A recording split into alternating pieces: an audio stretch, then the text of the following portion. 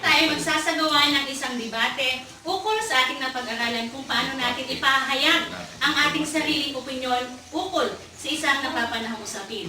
Bago natin simulan, ipakilala natin ang ating dalawang bisita na mag-o-observe sa ating gagawin.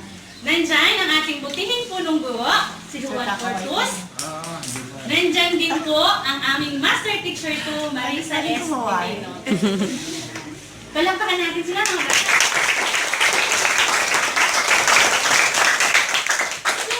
Ipakikilala ko sa inyo ang mga napiling bata para magsagawa ng isang debate. Ang ating debate ay tungkol mabuti o at masamang naidudulot o epekto ng paggamit ng teknolohiya. Ang nasa aking kanan, ang mga batang tulad ni Nimrod, ni Ayen, ni Joy, ni Regine, ni Shen, ni Maribeth at Kira, sila ang nagsasabi na mabuti ang paggamit ng teknolohiya. Maraming salamat. Ngayon, sa aking kaliwa, nandito naman ang mga batang nagsasabing masama ang dulot ng teknolohiya. Si Kenneth, si Antoinette, si Ian, si Rosemary, si Melissa, si Gilera, at saka si Marian. Palakpakan natin sila. Ngayon, ang magkakadaloy ng ating debate ay si Nicole. So mga bata, makinig habang nagsasalita ang bawat grupo. Si Nicole? Magandang umaga po sa ating lahat. Atin nang sisimulan ang debate tungkol sa usapin kung ang paggamit ng teknolohiya ay nakabubuti o nakasasama sa isang individual. Ang nasa aking kaliwa ay ang grupo ng oposisyon na nagsasabing nakasasama ang teknolohiya sa isang individual at sa aking kanan naman ay ang grupo ng mga sumasang-ayon na nakabubuti ang paggamit ng teknolohiya. Ang unang magpapahayag ng kanyang opinyon ay si Nimrod. Para sa akin, ang teknolohiya ay antas ng libangan. Dahil ngayon, hindi lamang telebisyon at radyo ang pwede nating paglibangan. Dahil meron na rin tayong PSP, MP3 player, computer, at higit sa lahat, ang cellphone na nagbibigay panahon para ma-relax ang isipan. Meron na rin tayo mga online games katulad ng COC at Dota. At kung gusto naman natin manood ng mga latest video, pumunta lang tayo sa YouTube. Ayon sa pahayag ni Nimrod, ang paggamit ng teknolohiya ito ay antas ng libangan. Ngayon, pakinggan natin ang pahayag ni Kenneth. Para sa akin, nasasayang ang oras sa paggamit ng teknolohiya. Sa halip na ang oras ay ginugugol sa pag-aaral, mas kinanais nila itong bitin sa paglalaro at pag-internet. Sa opinyon ni Kenneth, ito ay nakasasayang lamang ng oras. Ngayon, pakinggan natin ang pahayag ni Ayen. Para sa akin, ang paggamit ng teknolohiya ay nakakatulong upang maging madali at mabilis ang pagkatuto ng mga estudyante. Nagiging pangunahing kuhanan ng impormasyon ang internet. Isang click lang kay Mr. Google, may sagot ka na. Lalo na sa research paper, report sa eskwela. Ayon kay Ayen, ang paggamit ng teknolohiya ay napapadali nito ang pag-aaral ng mga estudyante. Ngayon, pakinggan natin ang opinyon ni Antoinette. Sa aking opinyon, ang paggamit ng teknolohiya ay nakapagdudulot ng problema sa kalusugan, tulad ng paglabo ng mata, pagkabingi dahil sa malakas na volume habang nakikinig ng musika at ubis dahil nakaupo sa harap ng computer. Ayon sa pahayag ni Antoinette, ito daw ay nakadudulot ng masamang epekto sa kalusugan. Ngayon, pakinggan natin ang pahayag ni Joy. Para sa akin, ang teknolohiya ay ginagamit ng networking online selling, kung saan mga kababaihan sa tahanan o nanay ang nagawa nito. Kumikita sila kahit na sa bahay lamang sila at nakadadagdag ito ng pera para sa araw-araw na gustusin. Sa opinyon ni Joy, ito daw ay nagagamit sa network selling. Ngayon, pakinggan naman natin ang opinyon ni Ian. Para sa akin, ang paggamit ng teknolohiya ay nagiging sanhi ng krimen at problema. Maraming mga krimen at panloloko ang nangyayari dahil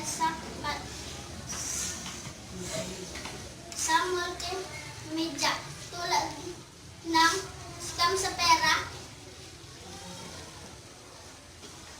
minsan pang-aabuso sa karapatan ng isang tao, isama pa natin ang rape na nangyayari dahil sa maling paggamit ng social media.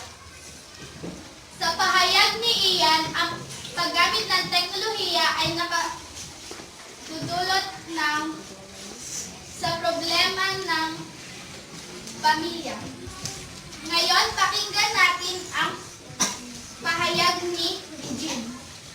Para sa akin, ang paggamit ng teknolohiya ay tumutulong upang magpadali ang komunikasyon. Halos lahat ng tao ngayon ay may cellphone. Kaya isang text mo lang masasabi mo agad ang nais mong sabihin kahit saan at kahit kailan.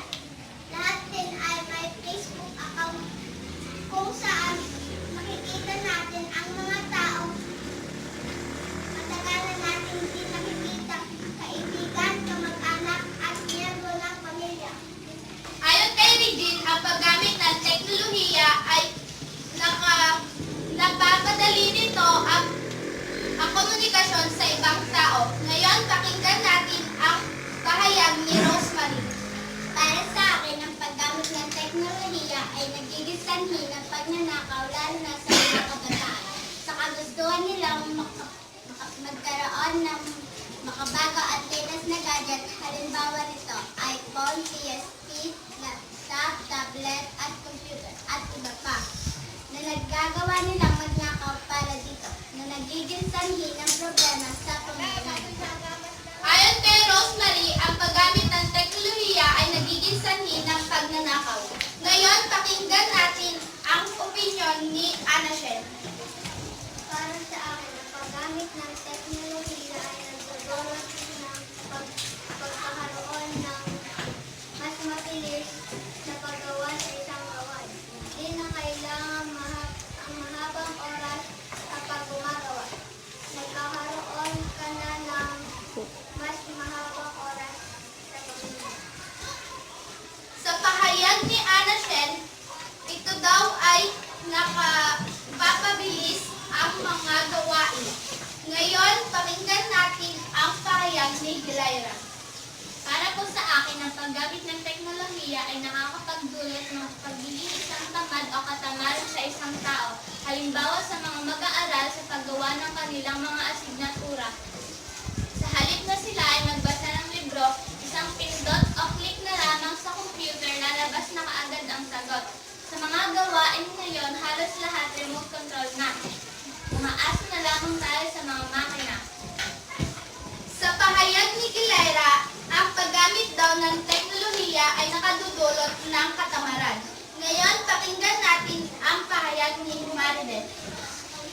Para sa akin, nagiging maunlad ang ekonomiya ng isang bansa. Tulong sa mga makabagong teknolohiya. At lalong higit sa larangan ng komunikasyon at agham. Mas nagiging handa ang lahat ng individual sa pagharap sa mga pagbabagong nangyayari sa mundo. Sa pahayag ni Maridel, ang paggamit ng teknolohiya ay napapaunlad nito ang ekonomiya ng ating bansa. Ngayon, pakinggan naman natin ang opinyon ni Marian. Para po sa aking opinyon, ang paggamit ng teknolohiya ay nakalilimutan ang mga bagay na kinagiliwan at nakasanayan gawin ng nakalipas sa panahon, lalo na sa mga kabataan, tulad ng paglalaro ng bahay-bahayan at baril-barilan na gawa sa kahoy at puno ng saging at paglalaro ng gulong bilang tse-tsehan, mas masarap alalahanin ang mga ganitong bagay. Sa pahayag ni Marian, ang paggamit ng teknolohiya ay maaaring makalimutan mo ang mga nakasanayan mong laro noong bata pa. Ngayon, atin naman pong tawagan si Melissa para ibigay ang kabuuan ng masamang dulot ng teknolohiya sa isang individual. Sa pakikinig sa naging talakayan, maraming masamang epekto sa teknolohiya. Tulad ng mga sumusunod nagsasayang ng oras, nagdudulot ng problema sa kalusugan, nagiging sanhi ng karahasan at problema sa pamayanan, nagiging tamad ang mga tao lalo na sa nagiging sanhi ng pagnanakaw lalo na sa mga kabataan, nagiging tamad ang mga tao at nagiging sanhi nakakalimutan ang mga bagay na nakasanayan at nakagiliwan. Gayon din, tawagin po natin si Kira para sa kabuuan ng opinyon sa kabutihang dulot ng teknolohiya sa isang individual. Sa paggamit ng teknolohiya, maraming mabuting epekto ito tulad ng mga sumusunod. Nagkakaroon ng antas na libangan, nakakatulong sa pag-aaral ng mga estudyante, nagkakaroon ng pagkakataon na kumita sa pamamagitan ng networking.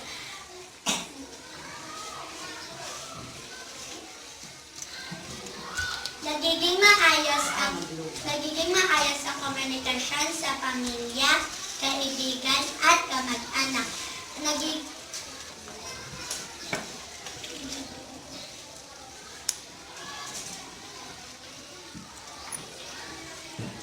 Napapabilis at napaparami ang mga gawain at nakakatulong sa pag-unlad ng ekonomiya ng isang bansa, lalo na sa larangan ng komunikasyon at agha. At para sa katapusang bahagi, aking tinatawag ang ating gurong tagapayo para sabihin ang nagwagi tungkol sa usapin. Mga bata, ating narinig ang kanya-kanyang opinyon ng nakabubuti at nakakasamang epekto ng teknolohiya. Ngayon, ayon sa aking pakikinig, may kanya-kanya silang opinyon. Sabi nga natin, pag opinyon, walang mali. Lahat tayo ay bukas sa opinyon. At sa aking pakikinig, ang nagwagi ay ang grupo ng mabuti. May mabuting na idudulot ang teknolohiya sa bawat individual. Palakpakan natin sila. Sinabi kong nanalo. Lahat ng bagay na binibigay sa atin ng teknolohiya ay nakakatulong sa bawat isa. Tama? Okay. Lahat ng bagay na sobrang paggamit tulad ng teknolohiya ay makakabigay ng hindi magandang resulta sa bawat individual. So, kailangan natin disiplina sa paggamit ng teknolohiya at huwag nating sobra-sobra itong gamitin. Para naman, maging maayos ang ating ekonomiya, ganun din bilang isang individual para sa pagdating ng panahon, kaya nating lumaban sa ibang bansa dahil handa tayo sa paggamit ng teknolohiya. Mga bata, tayo tumayo. At kami ay nagpapasalamat